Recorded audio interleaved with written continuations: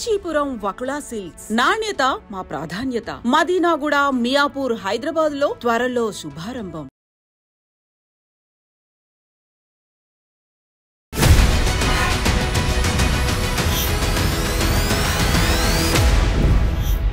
నమస్తే, welcome to I Dream inside politics with Kavitha. Telangana Congress వ్యవహారాల ఇన్ఛార్జిగా మీనాక్షి నటరాజన్ని అధిష్టానం నియమించింది. ఇక్కడ నుంచి దీపాదాస్ మున్షి వెళ్ళిపోయారు. ఎందుకని ఇంత సడన్ డెసిషన్ తీసుకున్నారు? అందులోనూ మీనాక్షి నటరాజన్ అంటే ఎందుకంత అధిష్టానానికి గురి ఉంది? ఎవరిని చెక్ పెట్టడానికి, మార్పు ఎవరిలో రావడానికి, కాంగ్రెస్ పార్టీలో తెలంగాణలో ఏం జరగబోతోంది? మనతో పాటుగా ఉన్నారు మాజీ మంత్రి, కాంగ్రెస్ ఫైర్ బ్రాండ్ పుష్పలీల గారు. అమ్మ నమస్తే. నమస్తే. Sudden decision. గతంలో మనం చూసాము దీపాదాస్ మున్షిని, ఆవిడ్ని తొలగించేశారు. చాలా బాగుంది. ప్రభుత్వంలోకి రావడానికి కాంగ్రెస్ పార్టీకి సంబంధించి బోల్డ్ అంత కష్టపడ్డారు, తన వల్లే వచ్చింది అనేటువంటి ఒక మాట కూడా ప్రచారం కూడా అయింది. బట్ ఇంత సడన్ గా ఆల్ ఆఫ్ సడన్ తను తీసేశారు, మీనాక్షి నటరాజన్ని పెట్టారు. రీజన్ ఏంటి? కారణం ఏంటంటే కాంగ్రెస్ పార్టీ చాలా చరిత్ర గల పార్టీ అమ్మ. అధికారం రావడం కోసం 10 ఏళ్ళు కష్టపడ్డాం. తెలంగాణ ఇచ్చిన తర్వాత కూడా చాలా నష్టపోయాం. యావత్ భారతదేశంలో కూడా అదే పరిస్థితి. రాహుల్ గాంధీ గారు ఎందుకు భారతదేశాన్ని ఒక సమైక్యంగా తీసుకెళ్ళాలి, కులాలు మతాలు కాదు, మనం మనతో యూనిటీగా ఉండాలి, మన దేశాన్ని కాపాడుకోవాలి, సమగ్రతను కాపాడుకోవాలని కాశ్మీర్ టు కన్యాకుమారి వరకు ఆయన నడవడం, పాదయాత్ర ఎప్పుడైతే మొదలుపెట్టాడో ప్రజల్లో ఒక విశ్వాసం వచ్చింది. ఎందుకంటే కాంగ్రెస్ పార్టీ ఒక్కటే పేదవాళ్ళ గురించి గుర్తించగలదు అనేది ఒక రాహుల్ గాంధీ గారు ఒక లెవెల్లో. అంతకుముందు గతంలో కాంగ్రెస్ స్వాతంత్రం తెచ్చినప్పటి నుంచి సంక్షేమ పథకాలు ఎవరికి ఇచ్చినా, బడుగు బలహీన వర్గాలకు, ఎస్సీలకు, ఎస్టీలకు అసైన్మెంట్ ల్యాండ్లు ఇచ్చిన, ఏవైతే సంస్కరణలు తీసుకొచ్చిన మన్మోహన్ సింగ్ లాంటి వాళ్ళు, ఆర్థికవేత్తలు, పివి నరసింహారావు లాంటి వాళ్ళు మహా మేధావులు కాంగ్రెస్ పార్టీలో. నెహ్రూ పంచవర్ష ప్రణాళిక లేకపోతే ఈరోజు దీర్ఘకాలిక ప్రయోజనాలు ఉండే ప్రాజెక్టులు మనకు ఉండేవి కాదు. నాగార్జున సాగర్ ప్రాజెక్ట్ కానీ ఇవన్నీ కూడా చిరస్థాయిగా ఉండేవి. ఎవరు చేస్తారు? ఒక కాంగ్రెసే చేసింది. సో ఇది రాను ప్రజలు రాజకీయాన్ని వేరే రకంగా అర్థం చేసుకునే పరిస్థితుల్లోకి వెళ్ళిపోయేటట్టు చేశారు రాజకీయ పార్టీలు. దానికి కారణం ఏంటంటే మాట్లాడేదాన్ని ఎక్కువ వక్రీకరించి చూపించడం, సోషల్ మీడియాను ఎక్కువ వాడుకోవడము, పార్టీ అనేది ఉన్నదాన్ని గతంని మర్చిపోయేటట్టు చేయడం, చెప్పింది అబద్ధాన్ని 10 సార్లు చెప్పడం, ఇలాంటివన్నీ చేస్తూ ఈ దేశాన్ని ఈ రోజంతా కూడా రాజకీయంగా మొత్తానికి నాశనం చేసే వ్యవస్థలోకి నెట్టుకుపోయింది బీజేపీ గవర్నమెంట్. సో ఇప్పుడున్న పరిస్థితిలో గవర్నమెంట్ తీసుకురావడంలో అందరి కృషి ఉంది. కార్యకర్తలు ఎంత కష్టపడతారంటే అసలు ఊళ్ళో ఉన్నవాడి పరిస్థితి ఎంత ఘోరంగా ఉంటుందంటమ్మా. వాడు పొద్దున్న లేసి వానికి ఇంకా పని కంటే, వాడి జీవన ఆధారం కంటే పార్టీ జెండా మోసుకునే కార్యకర్తలు ఉంటారు, పడిచచ్చే వాళ్ళు ఉన్నారు. ముసలోళ్ళు ఇప్పటికి ఎవరు అంటే ఇందిరమ్మ మాకు చేయి గుర్తే అనేవాళ్ళు ఇప్పటికీ కూడా పర్మనెంట్ ఓటు బ్యాంక్ ఉండడానికి కారణం ఏంటంటే ఆ రోజు వాళ్ళు తీసుకున్న నిర్ణయాలు.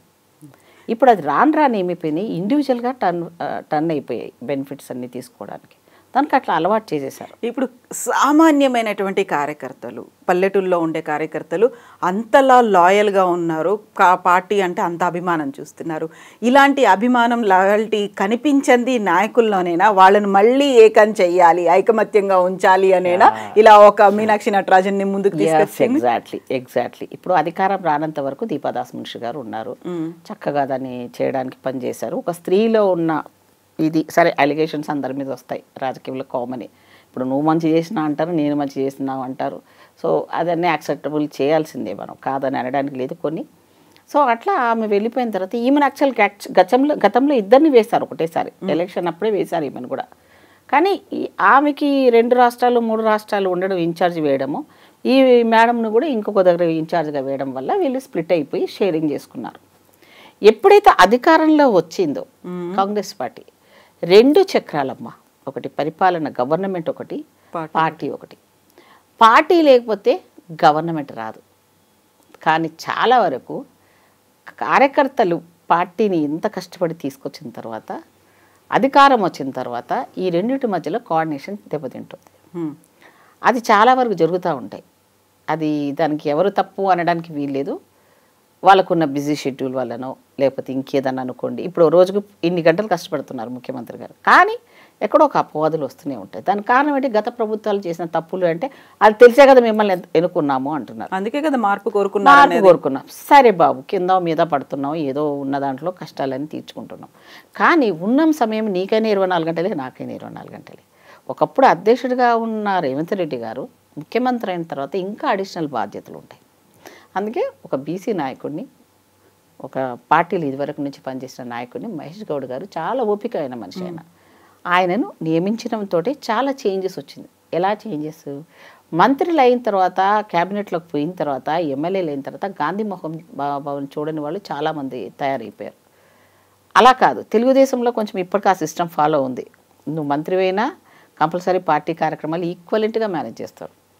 కొన్ని పార్టీల్లో అది నడుస్తూ ఉంది. కానీ ఇక్కడ ఏమవుతుందంటే చాలా గ్యాప్ తర్వాత ఈ కోఆర్డినేషన్లు ఎక్కడో మిస్ఫైర్ అవుతున్నాయి.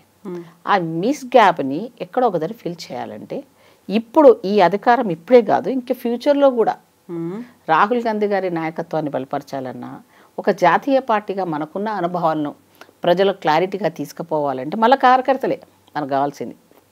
సో సంక్షేమ పథకాలను కింది వరకు తీసుకుపోవాలంటే మనం కార్యకర్తలు లేకుండా పార్టీ అధికారంలో రాదు.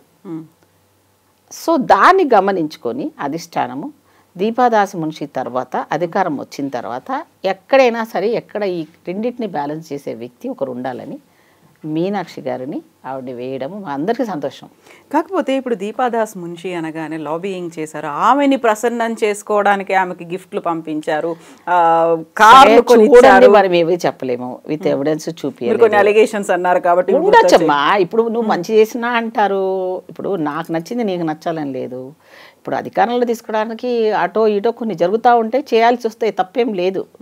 సో ఆ పున్న పరిస్థితుల్లో క్యాండిడేట్ సెలక్షన్లో కొంత తప్పులు జరుగుతూ ఉంటాయి. కానీ ఆ గెలుపుకు వాళ్ళే అనుకున్నప్పుడు తప్పకుండా వాళ్ళకే టికెట్లు ఇవ్వాల్సి వస్తుంది. ఇచ్చిండ్రు అలా కొన్ని సక్సెస్ కాదు, చాలా వరకు సక్సెస్ అయ్యాము, అధికారంలో రావడం జరిగింది. ఇప్పుడు వచ్చిన తర్వాత మీనాక్షి గారికి పార్టీ అంటే ఆవిడ చాలా ప్రాణం. ఆమెకి పార్టీ గాంధీవాది అంటే అసలు సిసలైన గాంధీవాది ఆమె. సో కార్యకర్తల మనోభావాలని వాళ్ళు ఎంత కష్టపడైతే తమ భుజస్కంధాల మీద పార్టీని ఓన్ చేసుకుని ఇక్కడ దాకా పవర్లోకి తెచ్చారో వాళ్ళని పలకరించకపోతే మనం చాలా నష్టపోతాం ఫ్యూచర్లో. అది గమనించి అధిష్టానము ఆమెను ఇక్కడికి పిలిపించింది. సో ఆ గ్యాప్ ఫిల్ చేయాలంటే డైరెక్ట్ కింద వరకు లాస్ట్ వ్యక్తి వరకు నేను వెళ్తాను అంది ఆవిడ. ఆ గ్యాప్ని ఎవరు క్రియేట్ చేశారు? ఆటోమేటిక్గా వస్తుంది, అధికారం వచ్చేసరికి ఆటోమేటిక్గా వస్తుంది. నేనేగా చెప్తున్నాను, నీకైనా 24 గంటలు, నాకైనా 24 గంటలు. నేను ముఖ్యమంత్రిగా అన్ని శాఖలు చూడాలి. నాకు తెలుసుగా అనుభవం, నేను మంత్రిగా చేశాను కదా. సో ఆ మంత్రిగా చేసినప్పుడు ఒక్కొక్కసారి టైం సరిపోదు మనకి. ఒక కార్యకర్త మనకు అప్పుడు జెండా మోసినాడు వస్తాడు, వాడు సడన్గా వచ్చి కూర్చుంటాడు. అంతకుముందు ఇచ్చిన టైము మనం ఒక ఎమ్మెల్యే ఉన్నప్పుడు ఇచ్చినంత టైం కంటే మంత్రి అయినాక ఇవ్వలేకపోతాం మనం. అంత మాత్రాన వాళ్ళ మధ్యలో మనకు రిలేషన్ లేదని, అన్న ఈరోజు కాదులే మళ్ళీ ఇంకో రోజు కలుస్తానని కన్విన్స్గా చేసి ఆ రిలేషన్ని బ్రేక్ చేసుకోవచ్చు చూసేవాళ్ళు చాలా తక్కువ మంది ఉంటారు. నేను ఇప్పుడు ఎప్పుడమ్మా 22లో 99లో ఉన్నాను. నేను ఎప్పుడు చూపిస్తాను ఇంక నా నంబర్లు. మా నియోజకవర్గం వాళ్ళు నా సొంత అక్కలాగా, నన్ను చెల్లెల్లాగా ఇప్పటికీ నా కాంటాక్ట్లో ఉంటాడు. నీలాంటి ఎమ్మెల్యేని మేము చూడలేదు, మాకు ఒక అక్క మిస్ అయిపోయిందని బాధపడుతున్నామని. ఆ రిలేషన్స్ని మెయింటైన్ చేయాలి అంటే పవర్లో ఉన్నప్పుడు నేను అదేగా చెప్తున్నా, ఒక బౌండరీస్ అనేది వచ్చేస్తాయి, లిమిటేషన్స్ వచ్చేస్తాయి. ముఖ్యమంత్రి దాన్ని మీరు బౌండరీ అంటారా, పదవి వచ్చిందన్న అహంకారం అంటారా? ప్రభుత్వం మాదే నువ్వు చూసే దృష్టిలో ఉంటుంది లోపం. నువ్వు అహంకారం అనుకుంటే అహంకారమే అనుకో.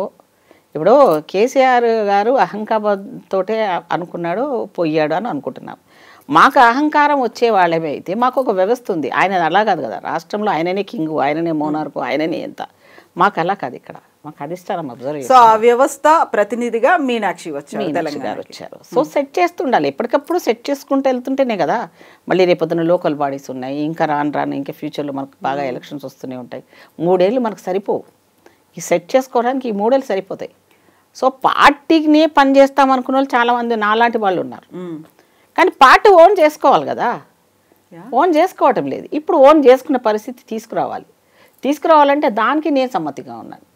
ఇప్పుడు మహేష్ గౌడ్ గారు ఎంత చెప్పినా, మంత్రులు వచ్చి ఆ గాంధీ భవన్లో కూర్చున్నా, విజ్ఞాపనలు తీసుకోవాలనుకున్నా, లేదా ప్రగతి భవన్లో కొంత సమయం ఇచ్చినా, ఎప్పటికప్పుడు ఎమర్జెన్సీలు వస్తూనే ఉంటాయి మంత్రులకు. సడన్గా కదా అయింది, హాస్టల్ మంత్రిని ఏం చేశాను, పిల్లలకి ఏదో అయింది, నేను అక్కడికి పరిగెత్తాలిగా.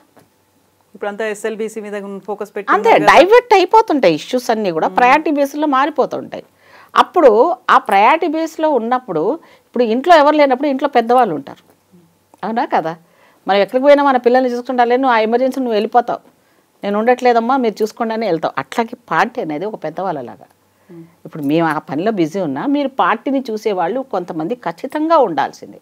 ఇప్పుడు గ్యాప్ రావడమే కాదు, ట్రాక్ కూడా తప్పుతోంది అనేటువంటి ఒక ఆలోచన అధిష్టానానికి వచ్చింది, అందుకే సెట్ రైట్ చేయడానికి. అంటే ఇప్పుడు మీరు తమ్ములేని ఏది పెడతారో నాకు తెలియదు, కానీ కొంత గ్యాప్ అయితే వస్తుంది.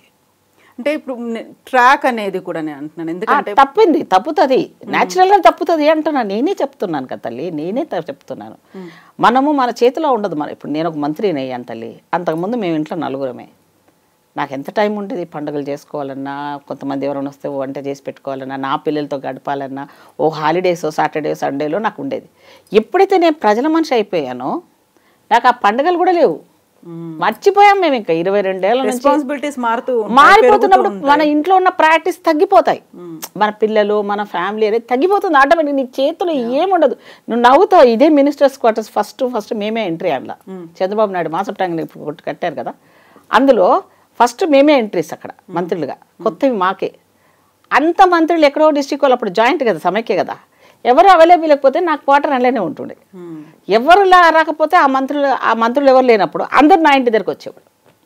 పోతే నాకు ఓట్లు వేసిన నా కాన్స్టిట్యున్సీ వాళ్ళు కూడా పొద్దున్న 6 గంటలకు వెళ్ళి వచ్చేవాళ్ళు ఫస్ట్ బస్ ఎక్కి. మనం ఎప్పుడు పడుకుంటాము ఎప్పుడు లేస్తామనేది వాళ్ళకి అర్థం కాదు. వాడు ఒక బాధతో వచ్చినవాడు మీరు అవైలబుల్గా ఉన్నారా లేదా చూస్తాడు అంతే. ఒక్కసారి చూస్తాడు, రెండోసారి ఆమె పవర్ వచ్చినాక మనం ఎడగలుగుతుంది కదా, పడిపోయింది కదా అంటాడు. మగవాడి కంటే ఎక్కువ నిందలు ఆడవాళ్ళ మీదనే పడతాయి. ఒక్కోసారి అయితే నాకు ఫ్రస్ట్రేషన్ వచ్చేది, ఈరోజు ఆదివారం, ఈరోజు పండగ, ఇప్పుడు వినాయక చవితి ఉంది, లేకపోతే ఉగాది వచ్చింది, మనం బొబ్బట్లు చేసుకుంటాము, లేకపోతే ఉగాది పచ్చడి చేసుకుంటాము, పిల్లలకు మన చేతితో వండి పెట్టాలనేది మన సిస్టమ్. అది నువ్వు ఆ పండుగ రోజు కూడా నువ్వు మీటింగ్లు పెడతారు కొన్ని పార్టీలలో దరిద్రంగా. పండుగల పూట కూడా పెడితే దానికి విశేషం లేదు కదమ్మా.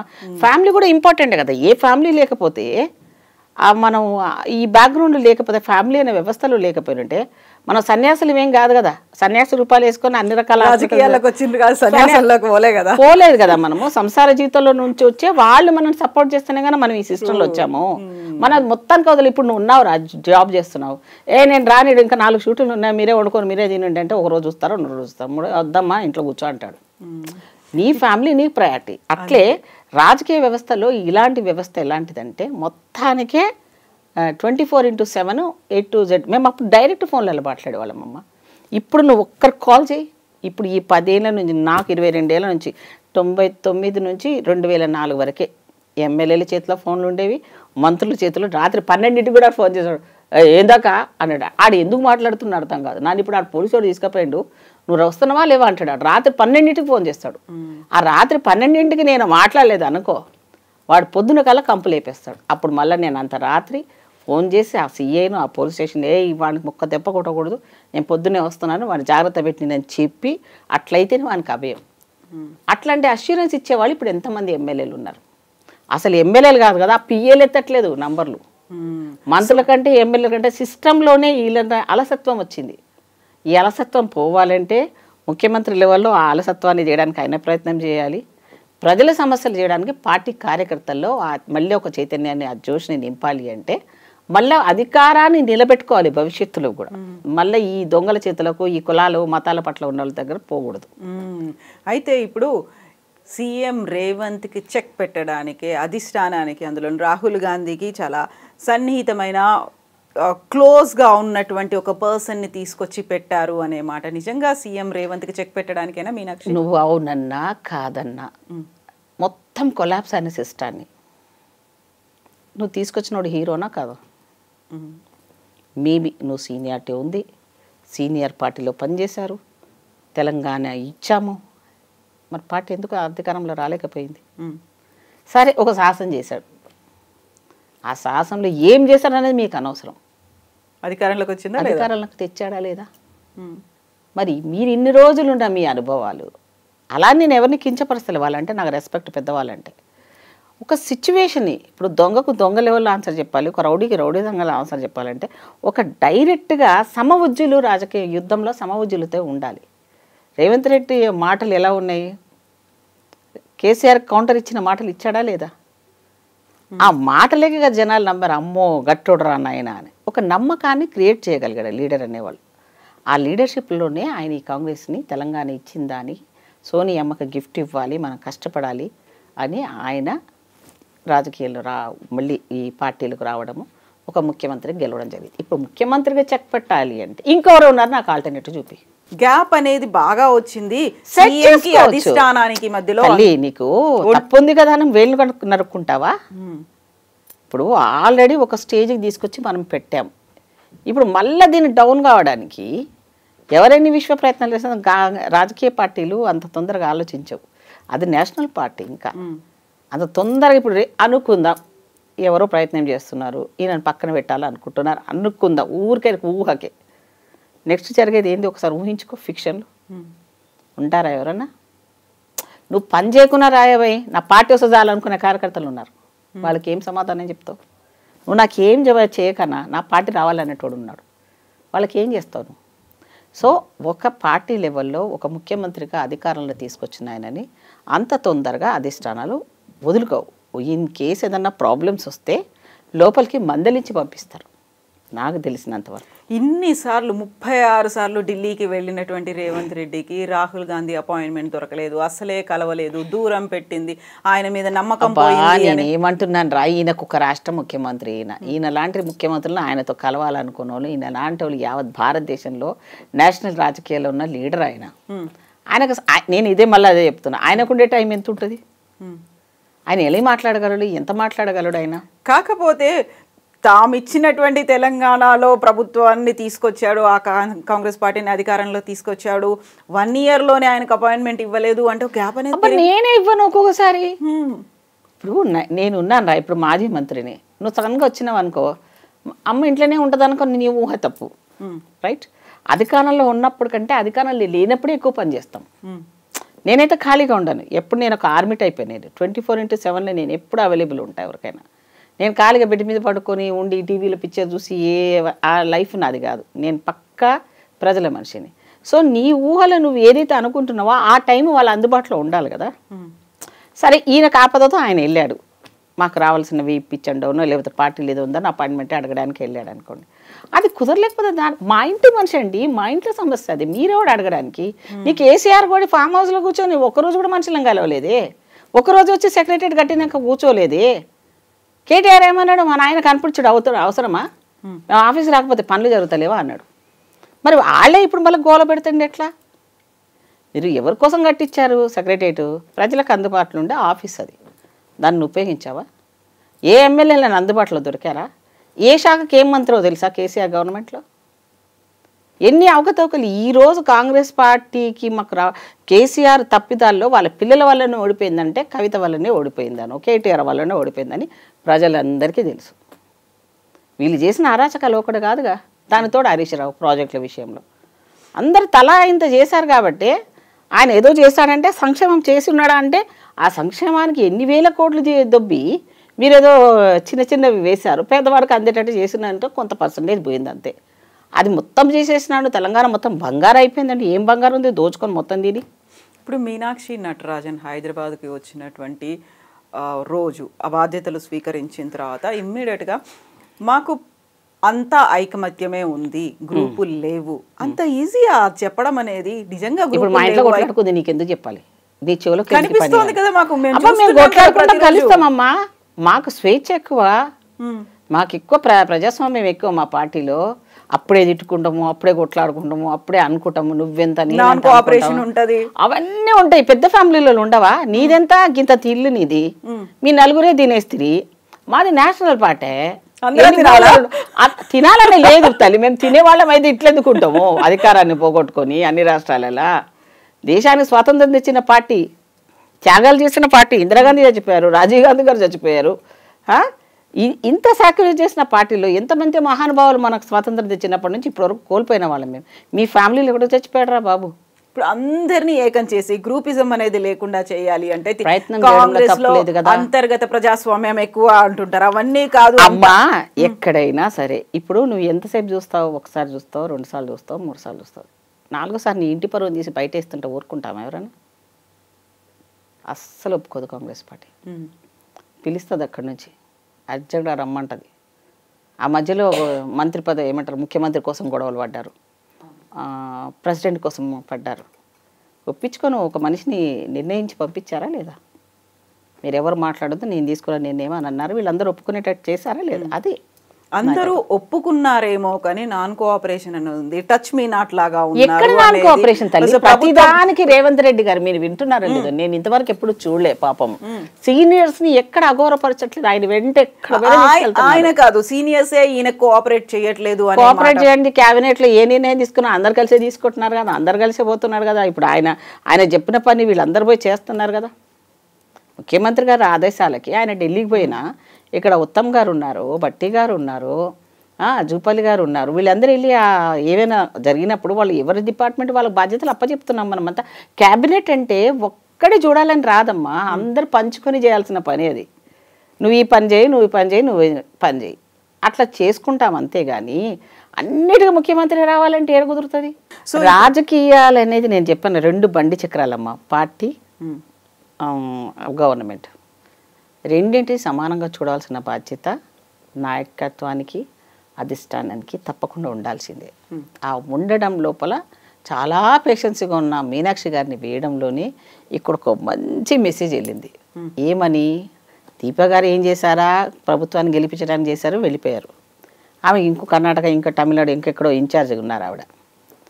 ఈవిడొచ్చింది అంటే పేషెన్సీ ఆమె. సో ముఖ్యమంత్రి గారు మీ పని మీరు చూడండి, పార్టీ లెవెల్లో నేను చూసుకుంటాను, విమర్శలే వింటాను అనేది ఆవిడ. లాస్ట్ కార్యకర్త వరకు వెళ్ళొస్తాననింది, ప్రతి నియోజకవర్గం వాళ్ళని మాట్లాడతానంది, ప్రతి వాళ్ళకి టైం ఇస్తానంది. నేను మిస్ కాల్ చూసుకొని చేయకపోతే మళ్ళీ నేనే తర్వాత చూసుకొని చేస్తాను అంది. ఇప్పటివరకు ఎవరు చేయలేదు అలా. అందరిలో కంటే the best best best best best Meenakshi గారు.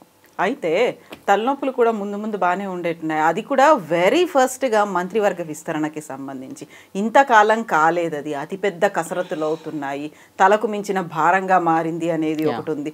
ఎట్లా బ్యాలెన్స్ చేస్తారు ఇప్పుడు మంత్రివర్గంలో తీసుకోవడానికి? ఇప్పుడు అలానే సమస్య ఏది ముట్టుకోకుండా ఉండలేంగా, వ్యవస్థలు అందరూ అవసరం. ఇప్పుడే ముఖ్యమంత్రి గారి మీద అభియోగాలు పెడుతున్నారు, ఇన్ని శాఖలు నువ్వు పెట్టుకుంటున్నావు, ఎడ్యుకేషన్ నీ దగ్గరే ఉంది, హోమ్ నీ దగ్గర ఉంది. మరి మంత్రివర్గ విస్తరణ చేయకపోతే కూడా మరి ఆయనకు పక్కన మీరే మళ్ళీ అంటున్నారు చేస్తానేమో తలనొప్పులు ఉంటాయంట. మరి ఉండకుండా ఎట్లా జెండు బాంబు ఉంది పెట్టుకోవడానికి? జెండు బాంబు కాకపోతే దానికన్నా స్ట్రాంగ్ ఇంకేవో వచ్చినాయి కదా, అవి రుద్దుకుంటాం, కొంచెం కాఫీ తాగుతాం, టీ తాగుతాం, ఆల్టర్నేటివ్ చూసుకుంటాం. అంతగా తగ్గకపోతే డాక్టర్ దగ్గర పోతాం, అధిష్టానం దగ్గర పోతాం. అంతేగాని సమస్య వస్తుంది కానీ దాన్ని అలా వదిలిపెడితే ఉండలేం కదా. ప్రజలకు కన్వీనియంట్గా చూడాల్సిన బాధ్యత ప్రభుత్వం మీద ఉంటుంది. ఎమ్మెల్సీలు అదేమా ఇప్పుడు పార్టీలో పనిచేసిన వాళ్ళకి కొంతమందికి దక్కలేదు. నిన్ననే అన్నాడు పార్టీలో ఇస్తాము, పార్టీలో కూడా ఏఐసిసిలో కూడా ఇస్తామన్నారు. నేనైతే ఏఐసిసిలోనే ఉన్నాను, అడుగుతున్నాను. అదే అలాగే పార్టీలోనే పనిచేస్తామన్న వాళ్ళు చాలామంది వెయిట్ చేస్తున్నాము. అలాంటి వాళ్ళకి లిమిటెడ్ గా మాత్రమే ఉన్నాయి కదా ఎమ్మెల్సీలు అనేవి, మహా అంటే 3 వస్తాయి అమ్మా. ఇప్పుడు నీకున్నాయి చైర్మన్ పోస్టులు ఇచ్చాడు అన్నాడు, నేను భలే మాట్లాడాడు సీఎం గారు. చైర్మన్లు 2 సంవత్సరాల కోసం ఇచ్చారు. ఇప్పుడు పోస్టులు ఇచ్చిన వాళ్ళు ఎంత బాగా పనిచేస్తున్నారు, మళ్ళీ దాన్ని రెన్యువల్ చేసుకోవడానికి ఏమన్నా రిక్వెస్ట్ కోసం వచ్చారనుకోండి, ఆయన మొత్తం రికార్డ్ ప్రోగ్రెస్ ఇస్తానన్నాడు. అట్లా ఒకసారి ఛాన్స్ ఇచ్చాము, నువ్వు చేసిన సర్వీస్కి ఇస్తున్నాము, మళ్ళీ లేకపోతే వేరే వాళ్ళని పెడతాం కదా, అంతే కదా. సో నువ్వు పని చేయనామని నేను జీవితకాలం నాకే ఉండాలంటే ప్రజలు మనకు మిస్ అయిపోతారు కదా, మనం నమ్ముకున్న ప్రజలు.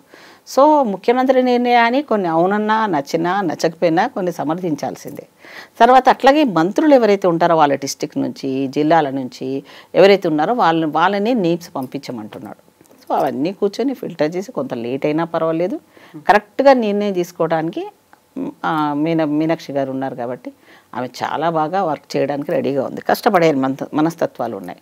సో ఇప్పుడులాగా ఇంతకుముందులాగా ఏదో ఎవరైనా వస్తే కలవను అన్న మాట లేకుండా తనే క్లియర్గా ఒప్పేసుకుంది. నేను టైం ఇస్తాను, నేను పార్టీ కోసమే ఉన్నాను, 24/7 నేను చేయగలను అని చెప్పేది. సో అట్లా చెప్పే వాళ్ళు ఎంతమంది ఉంటారు? ఇప్పుడు మీనాక్షి గారి టార్గెట్ ఏంటి? ఎవరు టార్గెట్లు ఏముండవు ఇక్కడ. పార్టీని ఇంకా స్ట్రాంగ్గా రాహుల్ గాంధీ గారి నాయకత్వాన్ని బలపరచడానికి, ముందు కాంగ్రెసే రావడానికి, ఈ బీజేపీ దుష్టశక్తిని పంపించడానికి, మోదీకి హటావో దేశ్కు బచావో అనే నినాదాన్ని మేము జనాలకు తీసుకుపోవాలంటే కార్యకర్తలు మనోధైర్యాన్ని, స్ట్రాంగ్నెస్ని, వాళ్ళ బాధలు వాళ్ళ కష్టాలు ఏమున్నాయి విని వాళ్ళందరినీ కూడా అవన్నీ దగ్గర తీసుకొని వాళ్ళకు ఉపశమనం కల్పించాలి, వాళ్ళు అనుకున్న దానికి ఫెసిలిటీస్ ఏమైనా ఇవ్వాలి, వాళ్ళు అనుకున్న కార్యకర్తల మనోభావాలు దెబ్బతినకుండా కేసులు గీసులు ఏమైనా ఉన్నా ప్రభుత్వం వచ్చింది కాబట్టి కొన్ని తీసేయాలి. సో ఇలాంటి కొన్ని నిర్ణయాలు ఉన్నాయి. గవర్నమెంట్ కూడా మనది ఉంది కాబట్టి కొన్ని ఎన్ని తీసేయగలమో, ఎన్ని చర్యలు తీసుకొని కార్యకర్తలకు మనం చేయగలిగితేనే వాళ్ళు రేపొద్దున మొహం పెట్టుకొని తిరగలరు ఊళ్ళలో. మనం ఇంత పని చేసి మనకేం పోస్ట్ రాలేదు, నేను మొన్న పార్టీ మార్కున్నోడు వచ్చినోడు ఆడికి ఇచ్చినారని ఆల్రెడీ గొడవలు అవుతున్నాయి. సో దాన్ని ఏ కోణంలో తీసుకోవాల్సి వచ్చింది చెప్తూనే ఈసారి మీకు ఇస్తాము, మీకేం అన్యాయం చేయము అన్న అష్యూరెన్స్ కూడా ముఖ్యమంత్రి గారు ఇచ్చారు. సో ఏదేనమ్మా మనం ఆలోచించే విధానం కానీ ఒక కోఆర్డినేషన్ అనేది మిస్ అవ్వకుండా చూడాల్సిన బాధ్యత ఇప్పుడు ఖచ్చితంగా ఉంది. ఇప్పుడు చూస్తే నేను రేణుకా చౌదరి గారి మాటల్లో నేను అదే రూపాయి రేటు పడిపోతుంది, మనం పోటీ గ్లోబల్లో ఉండాల్సింది పోయి మనం ఎక్కడో ఉంటున్నాము, మనం అది పట్టించుకోవటం లేదు. చైనా ఒక పక్కన మనకు శత్రువుతో ఉన్నది, అమెరికా వాడు మన మీద ఈ డాలర్ లెవెల్లో మనకి ఇచ్చేస్తూ ఉన్నారు. ఏ పరిస్థితుల్లో మనం ఫైట్ ఇవ్వాలి, మనం ఇచ్చేది టాక్సెస్ హైయెస్ట్ పేస్ మనమైతే మనకి అది కాదు మన టార్గెట్. ఆమె చాలా బాగా చెప్పింది, నాకు నచ్చింది. అంటే ఏంటంటే మనము ఈ పరిధిలో నుంచి పైకి రావాలా, పైకి వస్తేనే కదా మనం భారతదేశం పోటీ ప్రపంచంలో చైనాకు పోటీగా ఉన్నామనో అమెరికాకు పోటీ ఇచ్చే లెవెల్ ఈ ప్రపంచ దేశాల దాంట్లో మనం కూడా తెలంగాణ వాళ్ళ పాత్ర కూడా అంత ఇంపార్టెంట్ అనేది ఉందనేది చెప్పుకోవాలంటే ఆల్రెడీ గెలిచి చూపించాం. ఇదే రిజల్ట్ను మనం భారతదేశానికి ఒక రోల్ మోడల్గా వెళ్ళడానికి, పని చేసుకోవడానికి, ఐకమత్యంగా ఉండడానికి, చేయడానికి దోహదం చేస్తానని నేను అనుకుంటున్నాను. అది ఎస్ అమ్మా, thank you so much. Thank you. Right, thank you మీకు కూడా.